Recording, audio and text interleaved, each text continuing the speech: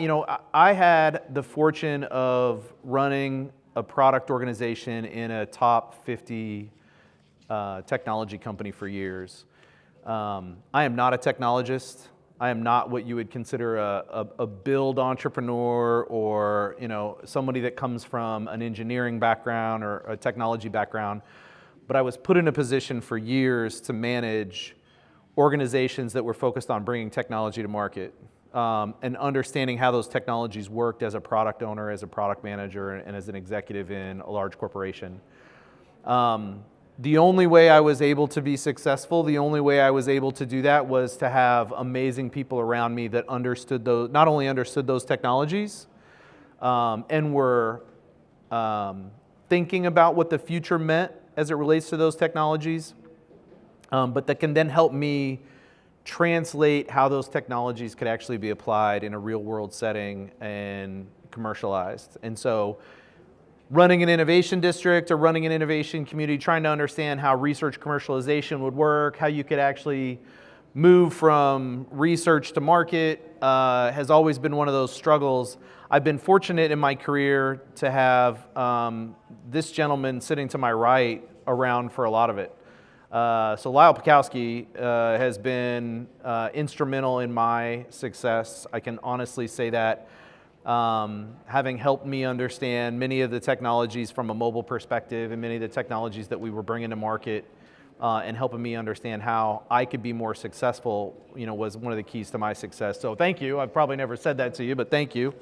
So Lyle recently retired from Sprint. I think like 2023 from T-Mobile, from T-Mobile in 2023. It is a bad habit to break, but I got out before it became T-Mobile, so it was always just Sprint for me.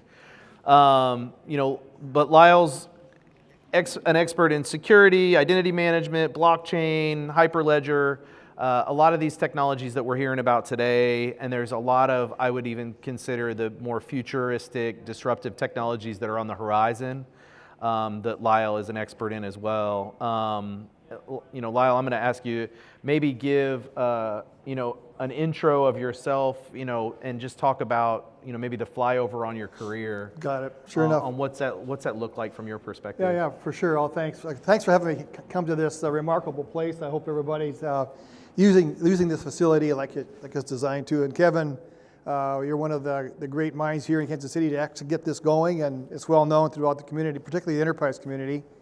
How I kind of came to Kansas City, the lady was sitting here, loves Kansas City. We moved here, my wife and I moved here from Fargo, North Dakota in the late 90s. And I started with General Electric, helping to innovate a new email system in a division that they had in Raytown. And I was recruited by Sprint to come in 99 when Sprint PCS was acquiring the first Spectrum releases to actually help put in customer care. Worked for Ferry Kazire, who a name you probably remember. And that was an interesting thing. My original, Kevin was talking about why you're not an engineer, neither am I. After I got out of the service, I'm a Vietnam era veteran, I got a degree in agricultural economics. And so finding myself in a high-tech business like Sprint, a Fortune 40 company, Fortune 50, developing technology is probably one of those weirdest paths that you can possibly take in a space. And so over the course of 24 years in Sprint and then T-Mobile, I was able to parlay my farm experience, my military experience, and critical thinking into 406 patents, of which, by the way, Kevin and I we're co-authors on 3 patents. I looked them up before I came over. I can't even tell you what they're about now anymore. Let's see, I wrote them down. I'm going to guess it's going to be emergency services. I'm going to guess it's going to be either 911 related or maybe call controls related to Google Voice, some of those things. That's exactly what it was. It was around how do you have adaptive networking capabilities, for sure. 3 of them. Actually, there was 1 patent that we wrote, and there's 2 more that was developed afterwards. So my career path was basically ran on a lot of luck, coming in contact with really smart people around me, good leadership over top of me, and being able to work with larger companies than Sprint at the time, or even companies as large, that really were smart in technology. But we would bring them in and listen to their sales pitches or technology pitches, for Cisco, for instance.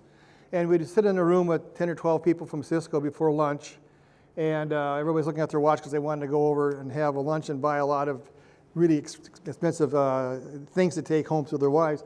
But we'd ask a question, or I'd ask a question of these really smart experts in the room, and they couldn't answer it. And I thought to myself, this is really interesting. Here, these are the best people in the world on technology. Why is it that they don't have the answers? And so it's this notion of curiosity, and I wrote those things down, and really that's how I kind of got into the notion of how do you invent. Because everybody has ideas. Everybody in this room has ideas. May or may not be inventions, but they might be innovations. And so that's kind of how I came from a farming background, was drafted, got college education under the GI Bill, ended up in Sprint T-Mobile working with some of the best minds in the business and under some of the best leadership in the business, and was really fortunate for that. So I'm fascinated now because I just learned something new about you. I guess I always assumed you had a technology degree or some technology background. Where did that interest, was it from your time in the service? Were you interested in technology as a youth? Were you, when did that, was it just sitting in these meetings and just realizing that there were holes that you needed to fill? Yes, certainly. So everything that you and I did, at least in the technology business, and anybody in here who is working with technology, it always boils down to this one simple thing. It is only mechanical. And growing up on the farm, before I was drafted, I decided I was going to be a farmer, so I went and got a certificate in diesel mechanics. So I applied everything that I did with electronics to that of mechanics, not to electronics. It's like hydraulics. If you push something, it's going to have an output. And so when a complex thing came about, like particularly quantum physics, quantum sensing, quantum networking, which is really nothing to do at all with physical states, you still have to bake it down into something that you can grasp and something that you can explain to someone else. That is the biggest deal. In other words, if someone else can't understand what it is that you're trying to do, nothing happens.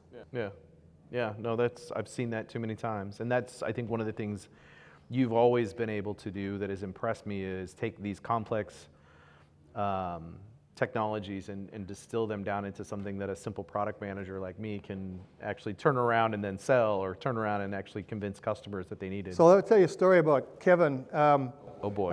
So this, you don't even know this, I don't think. This was a part of this I wasn't ready for. Yeah. But you probably remember this quite well. So at one point, Sprint was bringing on probably close to 30 or 40 interns per year, and I was assigned 5 interns. Kevin was managing the intern protocols at the time as a VP, and I was assigned 5 interns. And on a Friday before the Monday, where we had to declare what we were going to work on for about 8 weeks, I didn't have a clue what we were going to do. And on Monday, I had to tell him what our project was going to be. And on the way into work on Monday morning, I had the 5 interns. I had met them on Friday. I told them I'd have a decision on Monday. I thought of something that kind of struck me. I heard over the weekend that there was rhinovirus going around in the state of Ohio, the pig farms, where if a single pig starts to sneeze, it could infect the entire group of pigs.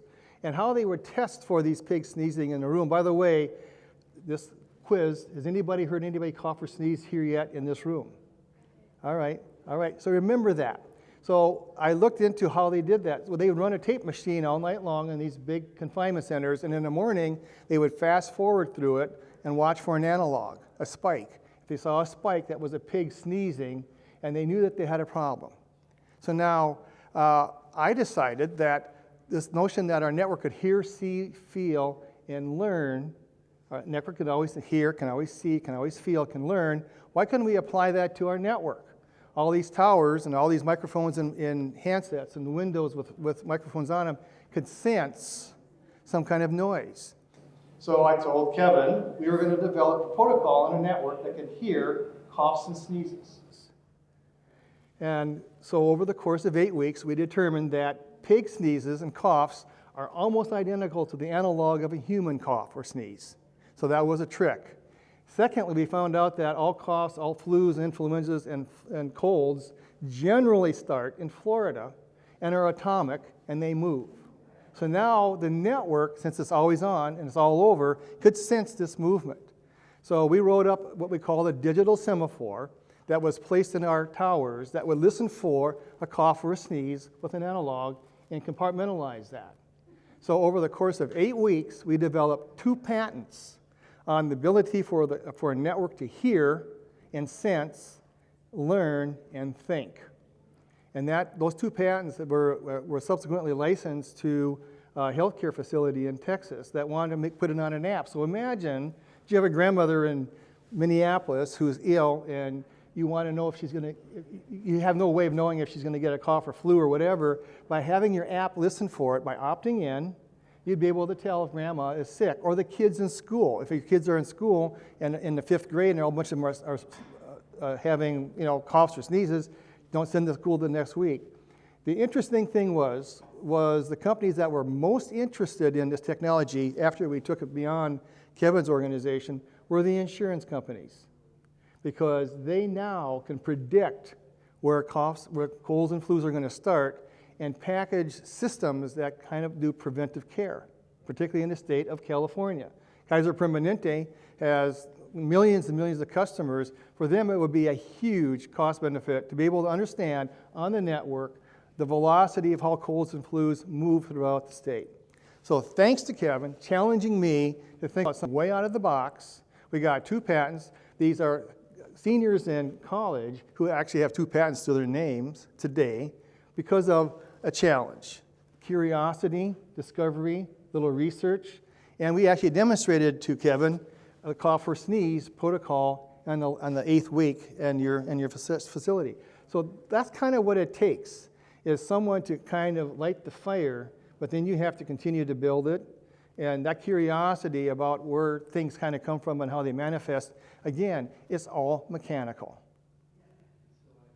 That's a masterclass right there. Anybody who's wondering if your phone is listening, now you know the truth.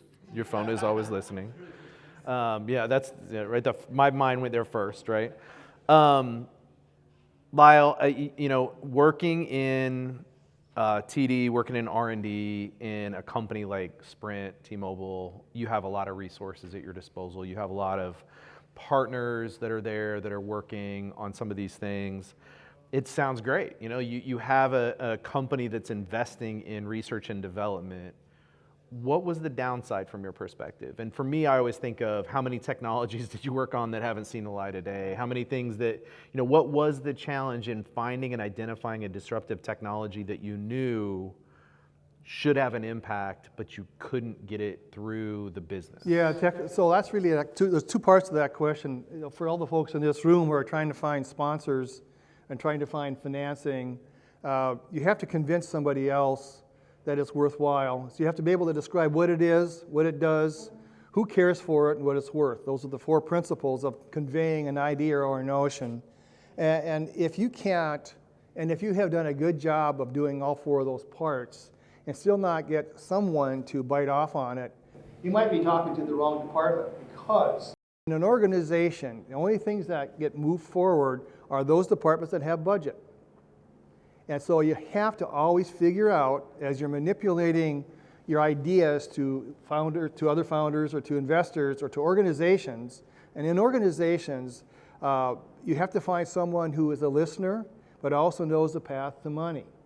In the way of success, you're probably going to fail more than you gain. Generally speaking, what we used to do in our organization, we'd have every quarter, we would sit down.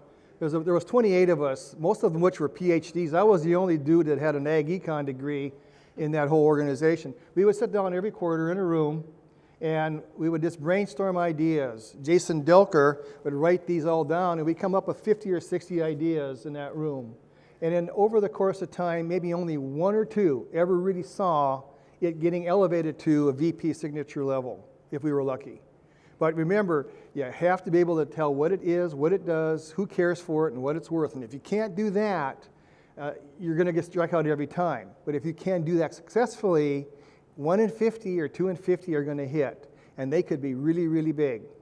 For instance, another story for Kevin here. We, in 2003, we were challenged to figure out a way to merge wireless connectivity or cell phone voice to enterprise voice and make them look like one. So over the course, squeezed a 3-year project craftily into 6, and it was an engineered solution called C7288, mobile integration. And we couldn't really sell this to organizations because it was too hard to do. But Kevin was able to convince Google to license it. It became Google Voice. Within 4 months, there was about 4 million people on that system that Sprint hosted until it was decommed about 2 years ago because it was replaced by 5G. So even though you fail in a project that costs us $72 million to do and about 4.5 years to build, you can still find a way to get it to market if you're creative and crafty. And that's what actually happened when we turned it over to your group. That's what it took it to get it to be licensed.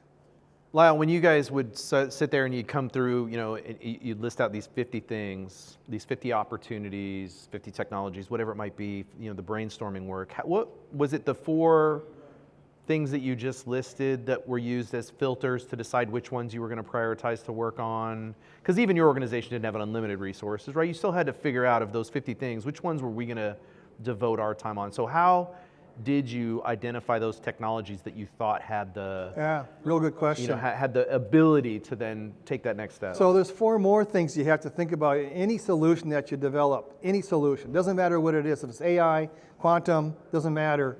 The 4 elements that you have to factor into a design is what network is it going to ride on, because it's always going to be on a network. What is the appliance it's going to be in? Is it a cell phone, a router, a server, a PC? What is the application? In other words, what does it do? Does it do voice? Does it do calculations? Does it do AI? Does it do thinking? Does it do learning? And 4th, what is the service? And the service is billing, provisioning, privacy, security, all those other things that are human-made. And so what we would do is try to find in what bucket that idea would fit. So if it was an application, we would go down that path and then break it out to the other 3. Then how does it go to an appliance? On what network does it belong? And then how do we actually make it work, the service? And that's how you have to kind of back into it. Every idea that you have fits into one of those 4 areas first, then you have to expand into the other 3 last. Lyle, do you have any white whales? Any of those technologies that you thought were going to, you still think are going to be the thing or a bigger thing than they were? Yeah, there's quite a few of them actually, unfortunately. Trying to think of which one comes to mind that probably would be relevant. Early on, we, in 2009, we thought that we were purchased by a company. We were actually taking in about $20 million worth of cell phones per month in cell phones that were coming in. And at that time, we were converting over to 4G, some later parts of 3G, but we couldn't tell the serial numbers on those appliances. Because we couldn't laser our serial numbers on them anymore, and if they were busted, you couldn't get electronic serial numbers out of them. So we developed a process to put an RFID chip on the silicon, and then when they came through a door, the warehouse door, in these big boxes, we could radiate them with 902 megahertz and get the serial numbers off of them. We spent about 3 or 4 years working on the technology, and we needed about $500,000 to do the tape outs, but we kind of ran out of money. So we paused the program until about 3 years ago. So it took about 10 years for that technology to come back. And within the last 1.5 years, I wrote 48 patents on RFID that would run on Sprint's spectrum. So every handset can go into Walmart or Target, and you go within 6 foot of something and you hit the button, and it would tell you what it is on an RFID tag. So it took a long time to get to that point. Now, what's interesting about this is that it isn't so much where the companies want to know what it is. They want to know who's buying it. So on a handset, now if you have a Target app and you can go in and find something on Target, Target knows who you are, you've opted in, and you're buying something. They can offer you an immediate discount or a price break because they know who you are and what your buying habits are. So direct-to-person marketing is interesting there. And secondly, the big box stores want to reverse the flow of money. They no longer want to have holding charges, Walmart turns their money over 13 times a year. They want to go to 18 times a year. So what they want to do is allow for you to buy the product right there on the moment of time and eliminate float. Now, that's one part of it. But the bigger part of it is sustainability, because there is so much effort in trying to reclaim resources. Pepsi, for instance, sells about 9 billion bottles of pop a year, as does Coke and all the others. They only get about 6% of them back for recycling. If they could only double the amount of recycling they got back from those cans, they would get $1 billion back per year in carbon credits from the government. Because remember, to make 9 billion pop bottles, you are creating a lot of carbon. If you can reclaim it, you can get the money back. So they asked us, how do you be able to prove that they actually created the bottle, the pop, or the can? So we took that technology that was almost 10 or 12 years old and applied it. Now, in a year and a half, when you buy a bottle of Pepsi, on the cap, there's going to be a little antenna on the cap with a teeny tiny little PC in it, an RFID tag. That when you buy it, you're going to take your handset and provision that bottle to you from Pepsi. Now, Pepsi knows you bought the bottle, but that number on that pop bottle is a unique blockchain serial number. So they know now when it's recycled, they can tell the government, hey, we made this bottle. It is pristine serial number that's in blockchain, and T-Mobile will certify its truth, and they'll get carbon credits back.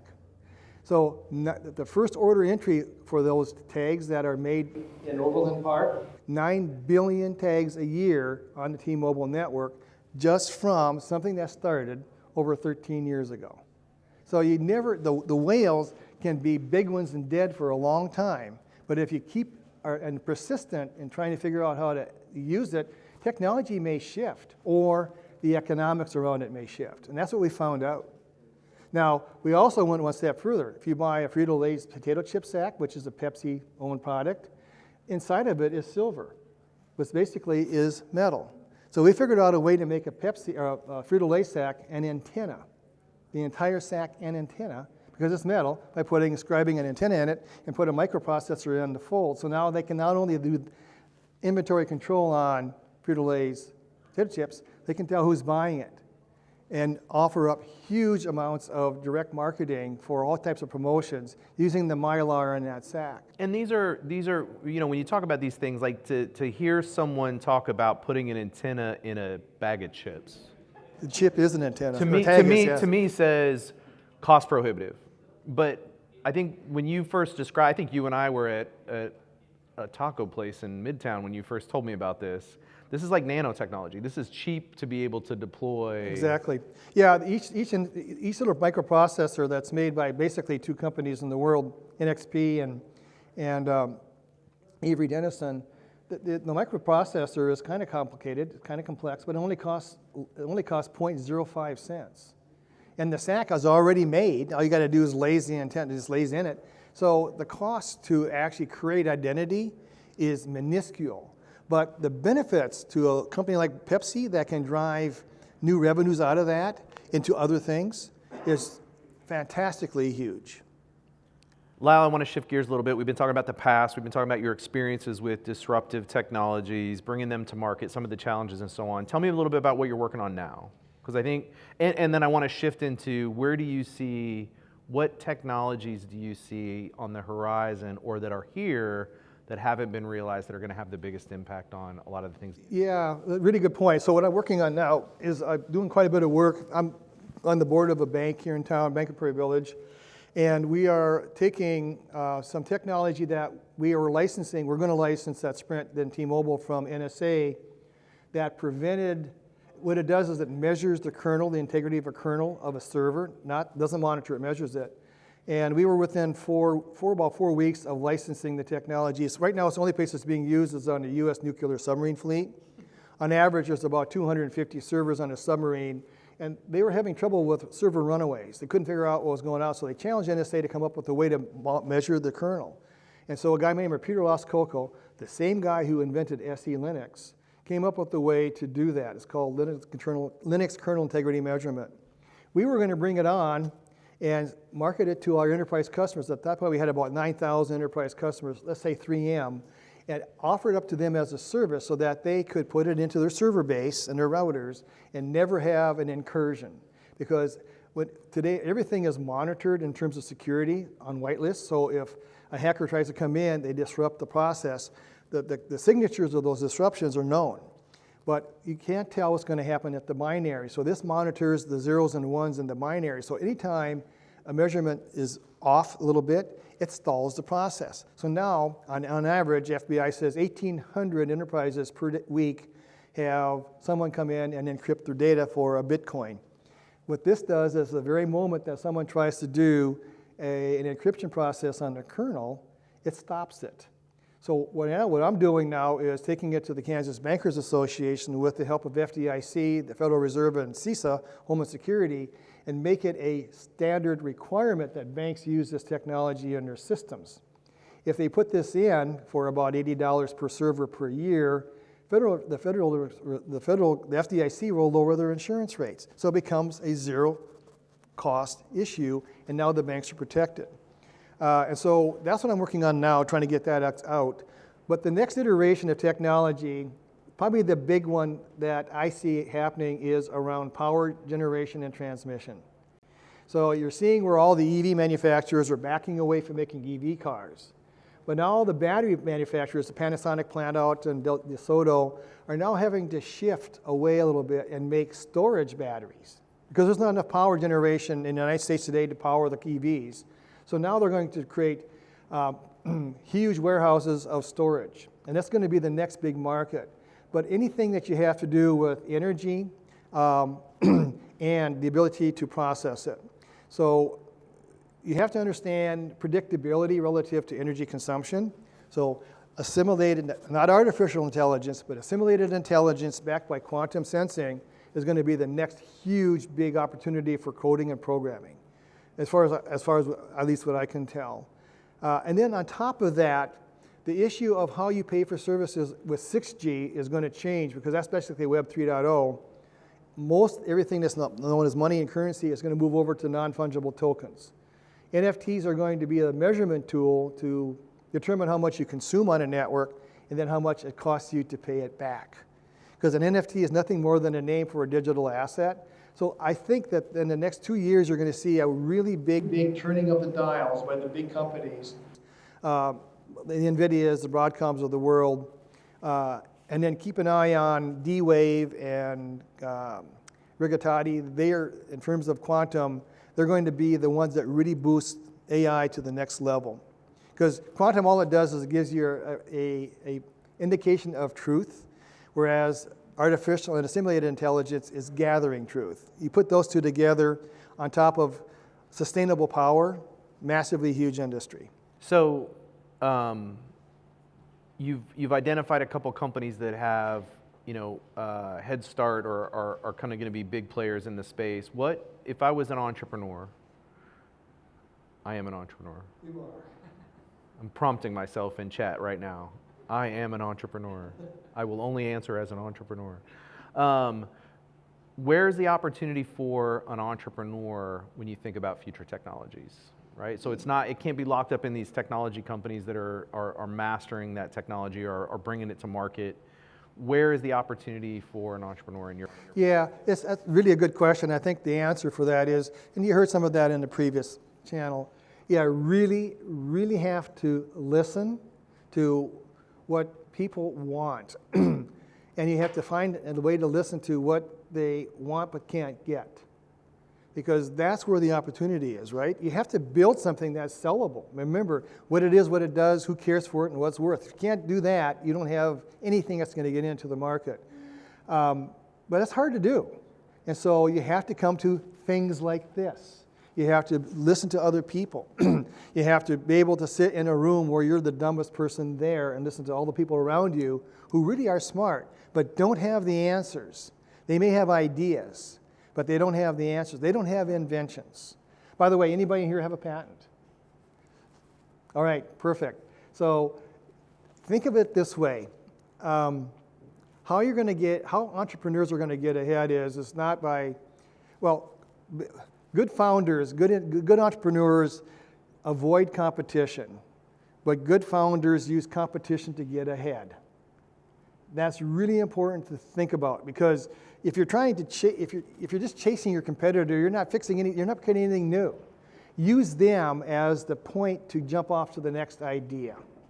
That's one of the things that we did in Sprint and T-Mobile. We were chasing AT&T and Verizon like crazy. It almost bankrupted our company twice at Sprint, right? We go after and try to buy T-Mobile to get ourselves up to scale, and at that time the administration wouldn't let it happen. But today, T-Mobile is the largest market cap carrier in the world. And 8 years ago, 10 years ago, 12 years ago, Kevin and I were looking for $25,000 to do a small project. So you have to find something that no one else is doing. And what T-Mobile found that no one else was doing was actually giving customers what they wanted for a very reasonable price. Novel idea. Novel idea, right? Good call control. They had a really good network. They were focused singularly on really good customer service, and they had better than, we almost bankrupted ourselves by the IBM call center thing. Our stock fell down to single digits because we weren't able to respond to customer needs. So the point is that try to find something that someone else is doing, but not good enough. And that's what entrepreneurs have to do to drive new business and then drive to scale. And you have to get to scale quickly. And so trying to find other people upon which that you can leverage your technology is also very important as well. We actually had a problem in Sprint where if we wouldn't launch a project unless we could find, a project wouldn't pay for itself unless we had 500,000 new customers. Now that is a huge problem to overcome. So getting to scale is difficult. So that's why you always have to find someone else upon which you can leverage your technology as well to get to scale. Lyle, what was the most, I guess I'm going to ask this two different ways, and so it might be two different answers. What was the most enjoyable technology that you worked on? Like, where did you have the most fun working on something that was, an emerging or disruptive class of technologies? And which one are you proudest of in terms of what you were able to do from where you took it to where it landed? Good. So the first one, probably the pig sneezes don't count anymore. You can't bring up the pig sneezes. All right. Yeah, so probably the most interesting thing that for a guy who doesn't have a physics degree, and the VP that I work for, Dr. Ron McQuart, had a physics degree. We were having trouble, and you're going to read more about this as we go along. Any cellular network in the world, well, particularly the cellular companies in the United States, only have about a 48-hour flywheel time on the clocks on the network. So if back in the Obama era when we had the big cutback, all of the cesium clocks were cut out of the network. So the carriers couldn't use cesium clocks for a source of timing on the network. So now all the companies rely on GPS satellites. So if a satellite system goes down, the wireless network is going to go down in 48 hours because it can't keep good enough time. So how do you come up with a different timing mechanism? And how do you come up with a timing mechanism that can't be hacked? Because every hacking system, every hack that's on a network system usually involves the shifting of time. So we thought, and I thought about this quite a bit. At the time, there was 6,000 computers on the blockchain network, the Bitcoin network, that are all basically public domains. But they had precision to 16 significant digits for timing because it is first block to arrive that gets calculated. And that's how it marks the time to solving for the nonce. So I thought, hell, that's a pretty good timing system, right? 6,000 PCs with perfect timing. That's not GPS. Now, they're connected to the network. But it gave me the idea, well, why couldn't I create a blockchain node that all it was doing was timing? That's it. Just a big honking blockchain clock. And so ran a few ideas around, a few of the folks, and Shook Hardy Bacon here in town wrote up the first blockchain-initiated 16 significant digits to a second clock. But then, that's telling time, but how could you possibly predict time? So that's where quantum came in. So this is the one that really, really, I think was the coolest thing I ever did. This is damn cool. This is a stroke of genius. Because quantum, all it does is tells you whether or not you have some notion of truth. So we took a D-wave quantum machine, a D100, and challenged it to predict time, or at least to predict if time was true. And we found out that a quantum machine, not a quantum clock, but a quantum machine could tell you with a 0 or 1 in a state of its quantumness, whether or not the time that you're exhibiting is mostly true. And if it's higher than 99%, you know that you're true. So if someone was trying to come in and disrupt time, the quantum machine could be always telling you, we don't think that this is true. And you run, basically in a quantum machine, you want the strikes. You run 1,000 strikes all the time, and these strikes are basically tests against the network. And so I ran it by the attorneys, and Shook Hardy Bacon here in town wrote a patent on quantum time prediction. Not quantum time, but prediction. So by blending those two together, if our network were to be hacked, we could potentially shift over to a different clock system that would get us out of trouble until we could figure out who was doing the incursions. Those are probably the two coolest ones that are way, way over the edge. Yeah. Let's see, what was the other part of your question? Proudest technology that you got to the finish line? I think Google Voice probably was it, because Google Voice is still being used today. That was developed, by 220 engineers in Overland Park. That really changed the nature of telephony to a large degree in taking and putting commonness into voice systems. That probably is the coolest thing. I think the network sensing thing with the 5 interns is probably my second coolest one, because we really took pigs and made it into a platform.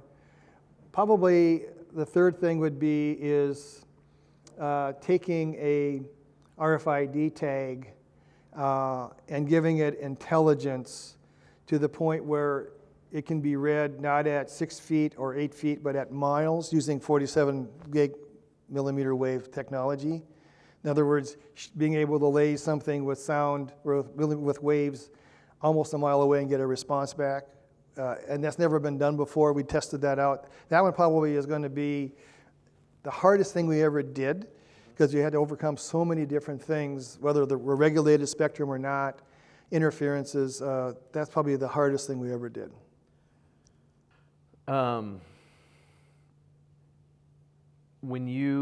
So the amount of technologies and advancement, so two things. One, you're blending, you and Jason Delker have always had this amazing ability as technologists.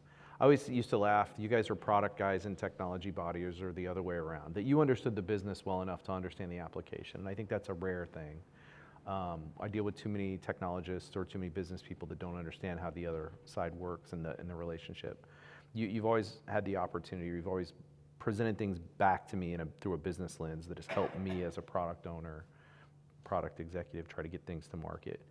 But if you were, the next generation of R&D folks, the next generation of folks that are focused on these emerging technologies and are trying to find those applications, how did you stay in 24 years at Sprint, T-Mobile, and throughout your career? How did you stay abreast? How did you stay in the know about what was next and what was coming up? Because it seems to me like it's just an overwhelming amount of information. You always, you have this depth of knowledge that is so unique. Is there a secret set of books you've got, Lyle? Yeah, what's the deal here? It really is. It just kind of comes down to curiosity, and also really surrounding yourself with people who are creative and probably not afraid. Here's an example. So Mike McRoberts, in the early days of Bitcoin, we were studying, and I started to study blockchain. Bitcoin had no interest to me. Bitcoin is a currency that is now called digital gold, but it's not backed by a dollar, it's not backed by an army. So it's speculative. Blockchain, on the other hand, is the math. It's the underpinnings of truth to Bitcoin. Now, we actually worked on a project for about 3 years with SoftBank to develop a way to transfer money from U.S. to Mexico or U.S. to India. At that point, Sprint was transferring about $20 million a month out of the country, people sending money back to their homeland. So it was costing us 18% per year in escrow costs to do it. We found a cheaper way to do it. So by using a blockchain method to do it, and so Mike McRoberts was going to a blockchain conference in San Francisco. I couldn't get approval to go, but I wrote down the word blockchain in our cubes. We used to have these white boards. I wrote down blockchain on it. I didn't know much about it at the time. I'd heard about it. And it set up on my whiteboard for 2 or 3 months. He came back from the conference, and it was an amazing conference. And I started looking into blockchain on Wikipedia to start. Then I started studying it, and I started getting really interested in it.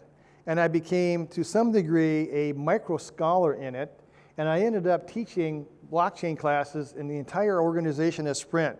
I would have 50 or 60 people in a room when we talk about blockchain. Not Bitcoin, not currency, but the science of perfected math.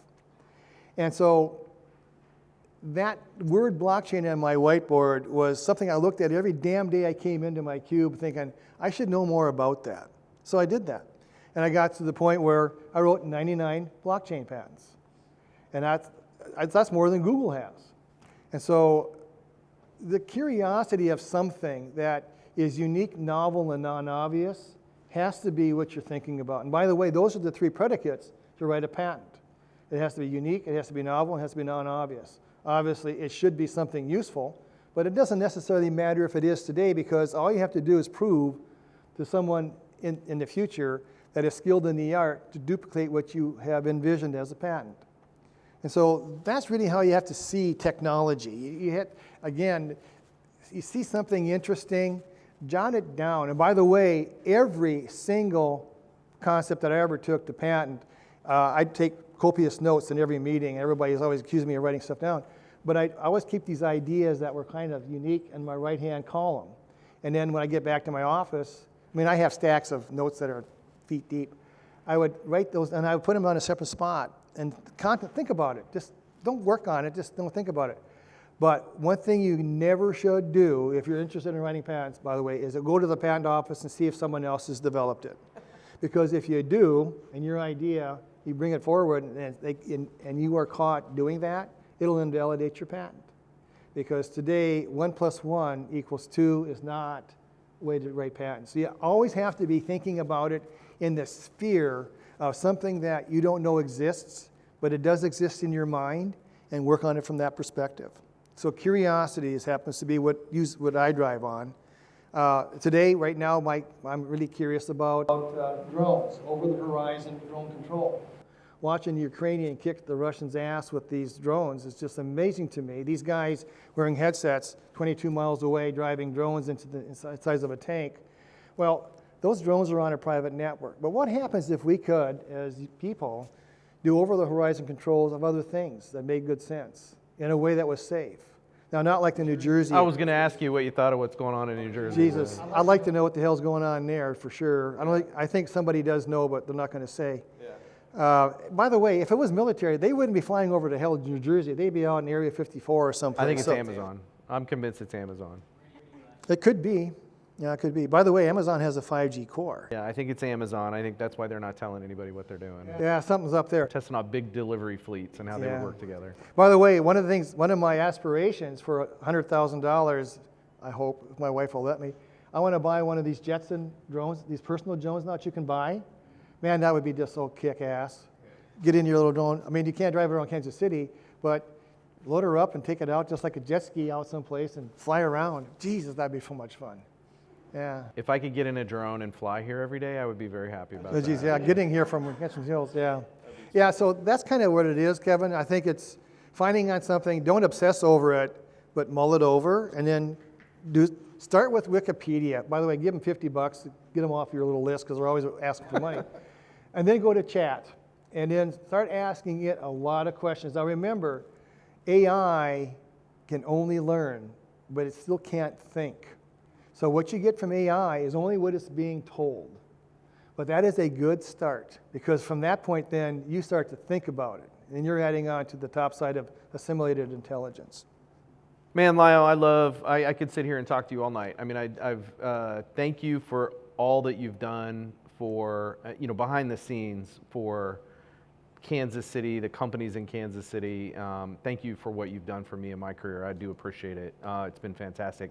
Thanks for sharing with us. I really appreciate you being here, and would love to have you back to talk about as we have other technologies or other things that come up that I think are of interest to the ecosystem here. Would love to have you back. Well, I'd love to come back and probably talk about how to concept some IP. half hour would, because after writing 406 of them, I should know how to do. I'm not an attorney, but I have figured out how to do the framework. And once you get that down, you can convince most any patent attorney that it's a valid concept. That's something to know, because someday you're going to want to do that. Not to own a patent, not to sell a patent, but to license it. That's where the money is. For sure, for sure. All right, Wow. Kevin, thank you for having me Thanks. come. I appreciate it. Thanks for being here.